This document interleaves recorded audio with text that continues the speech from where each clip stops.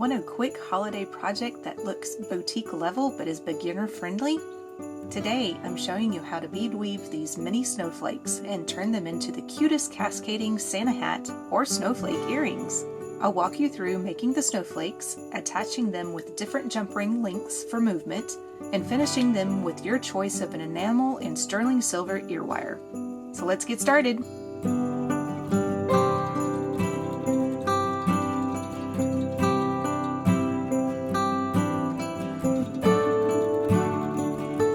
Before we get started, I wanted to mention that this earring will be a kit available for purchase in my Etsy shop. The kit will contain all the beads required to make 6 snowflakes, the jump rings, the ear wire, and a sterling silver ear net. You'll have an option between the following ear wires. You'll have the white Santa, you'll have a gold Santa. See if I can get it to focus. There we go. So there's your gold Santa. You'll have a white snowflake, and you will have a gold snowflake. They all come with the sterling silver ear wires, like I mentioned, or the ear nets. You'll then have the option to choose from one of the following bead colors to make your beaded snowflakes. You have transparent light blue, transparent periwinkle, which is a small little purple color, very light color purple, a crystal AB, then you have silver lined gold, you have matte hot pink, silver lined sapphire, silver, and then transparent amethyst. So those will be your options for the kit. Now, you have, with each kit, it will be, sorry, I'll say this right in just a second. With each kit, it will come with just one bead color, but you'll have the choice of being able to add on extra bead colors if you wish. So first thing I'm going to do is going to show you how to make that snowflake. I'm going to use 2 different colors, so that way if somebody is new to this, then they'll understand the differences in which row is which. So I'm going to call this color A is the pink one, and then silver is going to be color B. So I have just a comfortable amount of thread on my needle. I'm using the Wildfire 0.006 in the white. I know it's white, and I will try to keep this up as close to the camera as possible so you can see the thread pass and everything. But I have 4 beads on my thread. I just have the comfortable length. I'm using a size 11 needle also. You can use a 10, you can even use a 12 if you want to. So pull these beads down to the end of the thread, and then you want to go back through just that first seed bead. We're basically going to make a right angle weave unit. So if your beads look kind of wonky, get this thing to focus, there we go. If they look a little wonky like that, just play around with it a little bit until your beads look in that fashion. So that is round 1.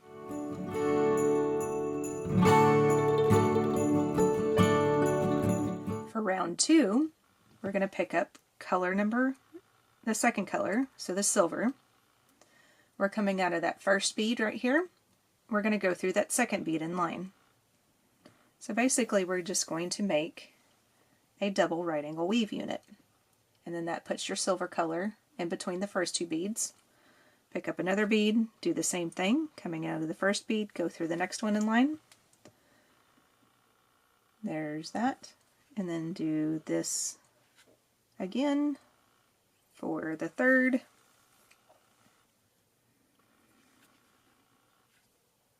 And then do it for the fourth.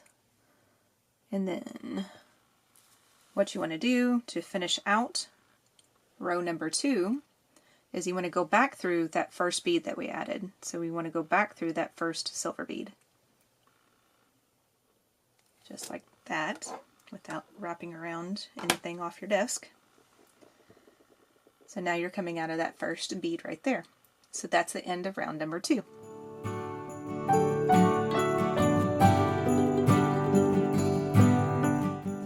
round number 3, we're now going to add beads in between the silver beads. So we're going back to the pink again.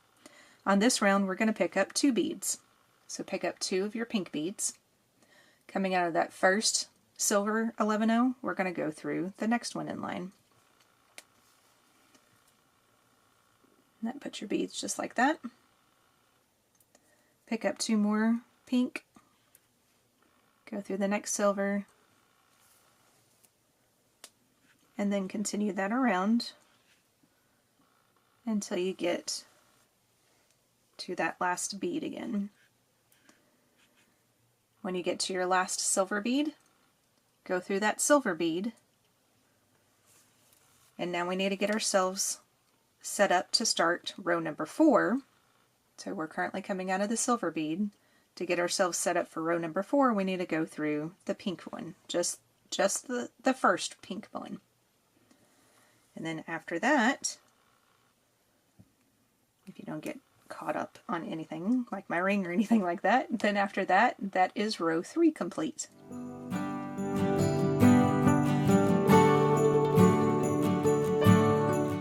For row number 4, we're now going to consider this portion right here that we did for row number 3. That is going to be basically a herringbone section.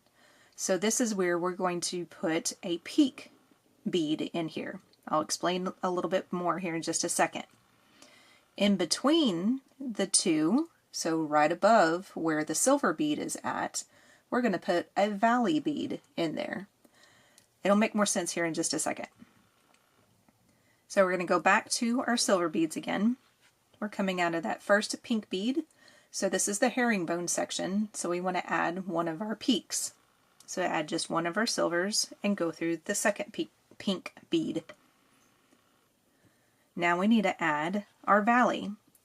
So in between the 2 peaks, or the 2 herringbones, or the 2 pink beads, we're going to add one of our silver ones.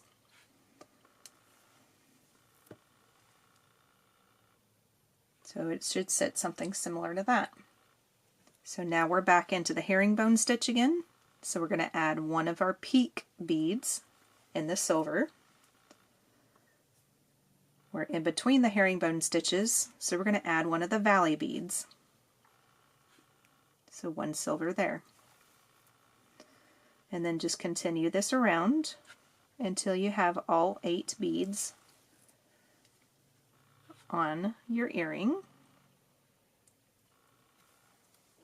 And once you get the hang of this, these earrings go so quickly once you get the hang on how to make these snowflakes.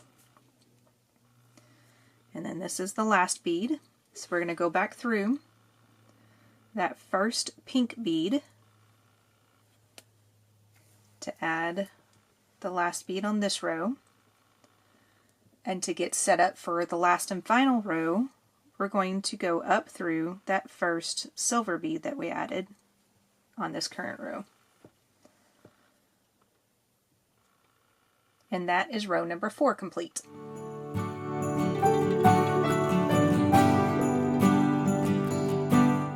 To get started on row number 5, we're sitting right where we need to be. We don't need to move our thread or do anything else extra. What we're going to do on this one, we're going to go back and forth between adding another right angle weave unit and square stitching a unit onto our silver beads. So we're going back to the pink again, so that way you know it's another row. This first one on the peak beads, the ones that were in between the herringbone stitches, or within the herringbone stitches, so these are our peaks. This is our valley bead over here, the one that was sitting on top of the silver bead. So one over here is the peak bead. We're going to add 3 pink beads. Then we're going to circle around the silver bead that we're coming out of right now. And when we do that, you now have another right angle weave unit. There is bead number 1, 2, 3, and 4. So there's your raw unit there. Now we need to move over here to the next silver bead. To do that, we're going to have to go through the previous row. So the herringbone portion, we got to go through that second bead, because we don't want any thread showing. So we're going through that second bead of the herringbone from the previous row. Then we're going to step back up to the row that we're working on and go through the silver bead that's next. Trying to move things out of the way so I don't hit it again. So now we're sitting on top of the silver bead again. This is where we're going to pick up a pink bead, the first color, and we're going to square stitch this on. So just pick up one, and then we're going to go through, circle through the silver bead, just like we did when we added the 3 beads, but this time we're just adding 1. And that gets that bead square stitched on. Now you have to move over to this next one. So there again, you have to jump down to the previous row and go through the herringbone stitch, which is that first pink bead, and then proceed up through the current row, which would be the silver bead. Now you're on another peak portion, so this is where we're going to put our right angle weave unit. So pick up 3 of your pinks and circle through that silver bead again. Play around with the beads a little bit to make sure that they sit in the way that you like. Jump down to the row below to go through that other bead in the herringbone stitch. That way we don't see any thread paths. And then jump up to the current row and go through the silver bead. Now this is our valley bead.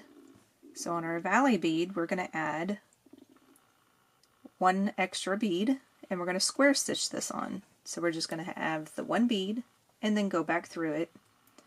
Play around with it until it sits in the way that you want it to, which should sit something similar to that. So go ahead and complete the rest of this. Don't forget to add this last bead right here, because sometimes when I was practicing this and everything, I was thinking I was done, but don't forget to add this last one. So you need to make sure that you have 4 of your right angle units and 4 of your square stitch units. Once you have all that done, meet me back and then I will show you how to tie off this portion of it and we'll start getting everything completed. And now your row 5 is complete. So you should be coming out of the silver bead right here. Go ahead and proceed through the first bead of the herringbone stitch in the row previous to the silver bead that you're currently coming out of. And then now we're going to get our thread and needle to the back of the earring. So I've been holding the starter thread in my hand, so we're actually beading on the front of the earring right now.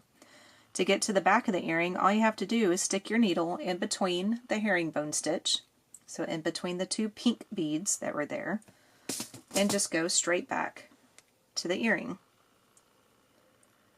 Now we're going to be beading in the opposite direction. We were going in clockwise, now we're going to go in counterclockwise to get caught back up to where your starter thread is at.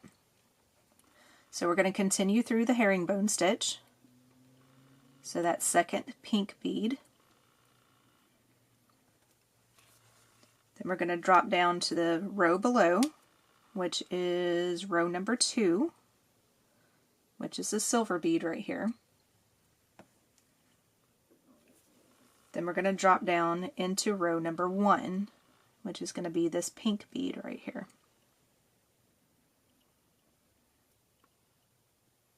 Just like that. Now we're set up to where all we have to do is just go through 1 more bead and we'll be right up against where our starter thread is at. So proceed through the first row again, through the next bead on the first row. And then that should be where your starter thread is at. Then from here, you would just do a right over left, left over right knot, square knot, I think is what it's called. And then once you get that done, then you would just take your thread burner and then up close to where the beads are at, you want to burn off your thread and leave just a very small amount, about a 1/16 to an 1/18, 1/16 to an 1/8 of an inch, and then use your thread burner and make a little ball of thread up close to the knot itself. And then that is your snowflake complete. So of course this is 2 different colors. Hopefully that made it a little bit more understandable for those that may not understand how to do either the circular raw and or the peyote stitch that I was doing, or the herringbone, or the square stitch, any of those type of stitches. So hopefully that made a little bit more sense. So go ahead and complete 5 more of these in whatever color choice that you wish. Then come back and I will show you how to attach them to your earwear.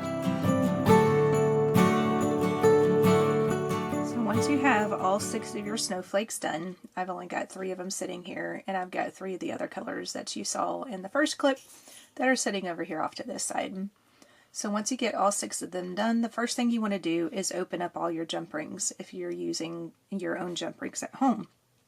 That way it just makes it a lot easier to get them attached. The second thing you want to do is that you want to attach one jump ring to whatever peak of your snowflake that you want to attach it to. So this, I'm choosing to do it on one of the right angle weave units. You can absolutely, if you choose to, attach it to one of the square stitch units. Perfectly up to you on what you want to do. You can even put the first one at the raw units, the second one on the square stitch unit, and then back to the raw unit on the third one. It's completely up to what you want to do. So to do this, I'm picking up one of my jump rings. These jump rings that will come in the kit will already be opened for you. That's how they come. And I'm choosing to put it on the third bead of the raw unit. So all you have to do is just take your jump ring and just ever so slightly and carefully just wiggle it in there. Just do it slowly. Don't force it. If you're having problems with it, you can always either use a different use a different jump ring, or go into a different bead. So if you wanted to use one of these, you have 3 other that you can choose from. So if for whatever reason maybe this bead itself has too much coating on the inside, then maybe that jump ring won't go through that specific one. So then just try the next one in line and then go around. If you're still having issues with it, then go ahead and try these guys right here. If you're still having issues with it after that, then try a different jump ring. I will have extra jump rings in the kit just in case one of them is malfunctioning for whatever reason. So I'll have extra ones in there for you. And then you go ahead and close this up. Now we're going to figure out what order we want to put our snowflakes in. I think what I'll probably end up doing is having the gold in the back.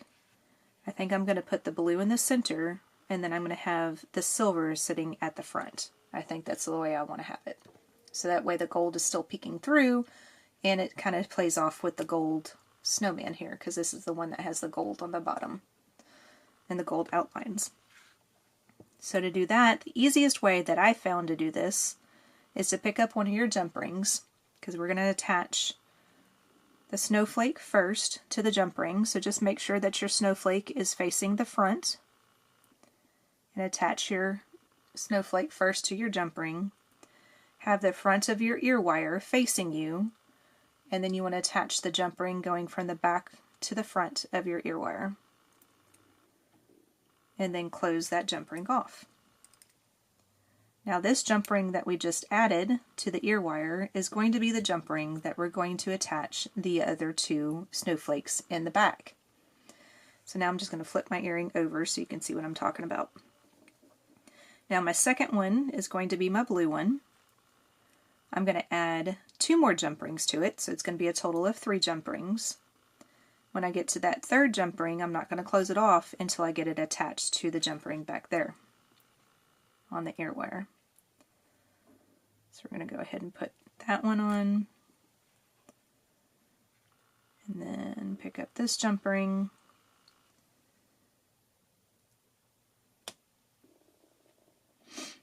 Now what you need to do is make sure that your snowflake is going to be facing the front. So I have the front of the snowflake facing me right now.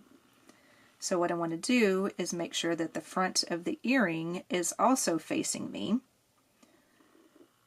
But what we need to do also, I'm going to put it towards its side so you can see. This is the jump ring that we're attaching to. You can see that the first jump ring is sitting right here that's attached to our first snowflake. We want to attach the second jump ring behind the first jump ring, so that way it still lays behind the first snowflake. And I think my dog and cats are getting fed by my daughter, so my dog is excited because he's barking. Alright, so once you get that on, now it's time to attach the last one. So this one we're going to add four more jump rings, and then that fourth one is where we're going to attach it to the ear wire. Now the kits that I have available, they will come with just one colorway as far as the beads are concerned, but you're also able to purchase extra beads if you like to. If you do purchase extra beads, then you might be able to follow along with the next video that I have planned coming up that will go along with these earrings.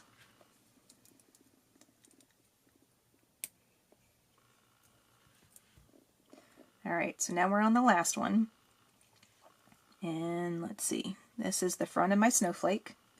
The way I can tell the front to the back has this little ball of thread sitting right there, which you're really not going to notice when it's on your ear, but it's just one of those things that I just want to make sure that I have everything situated in the way that I prefer to have it situated.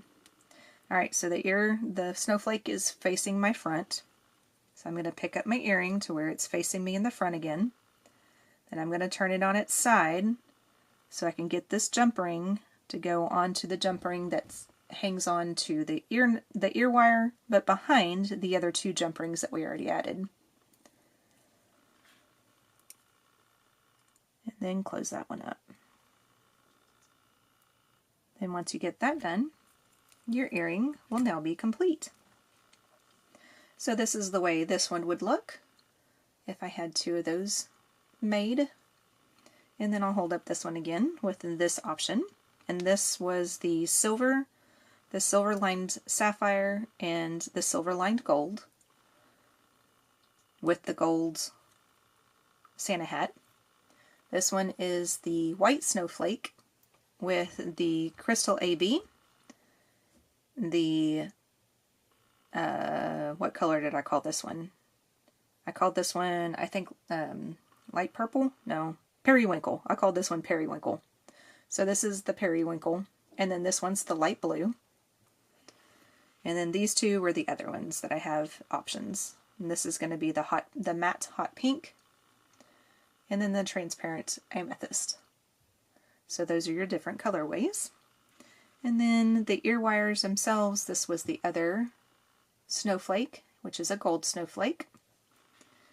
And then the other Santa hat is a white Santa hat. So you can see the difference that there's white down here in the bottom. So those would be the options.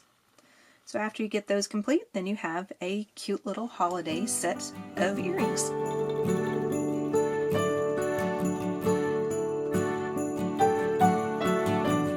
If you want more tutorials like this, tap like so I know to keep making small, beginner-friendly projects. And drop the word snowflake in the comments if you want the matching bracelet tutorial next.